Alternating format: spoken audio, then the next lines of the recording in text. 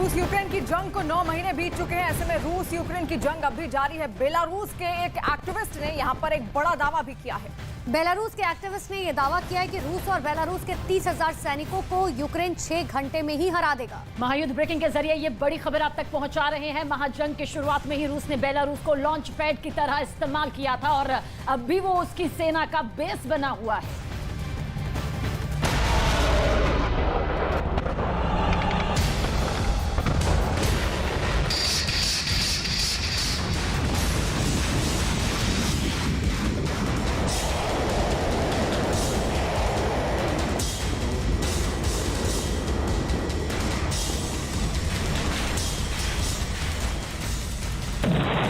क्या बेलारूस पर भारी पड़ेगा पुतिन का साथ?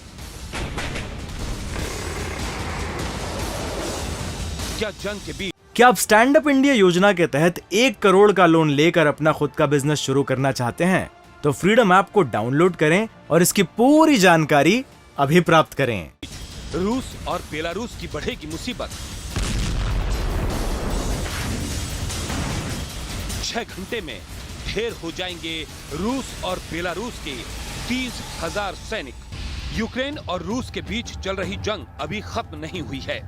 एक बार फिर बात परमाणु हमलों की धमकी तक पहुंच गई है। रूस लगातार अपने तेवर दिखा रहा है, तो वहीं जंग की शुरुआत से ही रूस बेलारूस को लॉन्च पैड की तरह इस्तेमाल कर रहा है और वहीं से यूक्रेन में घुसकर रूसी सेना ने ताबड़तोड़ हमले भी किए हैं।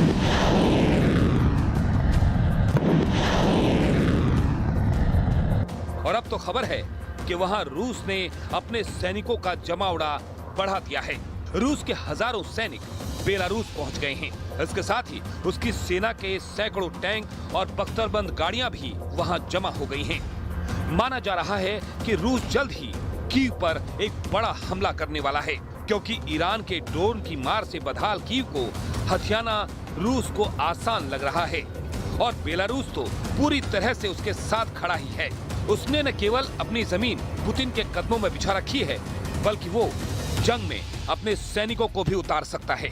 लेकिन दावा किया गया कि दोनों देशों के 30,000 सैनिक भी आ जाएं, तो उन्हें 6 घंटे में ही खत्म कर दिया जाएगा, क्योंकि इस बार बेलारूस पहुंची पुतिन की सेना में वो बात नहीं है जैसी जंग की शुरुआत में थी। दावा किया गया कि पुतिन ने जिन लोगों को सैनिक का नाम देकर रूस से भेजा है, वो जंग के लिए पूरी तरह तैयार ही नहीं है और इसी वजह से उन्हें ढेर करने में यूक्रेन की सेना को ज्यादा वक्त नहीं लगेगा।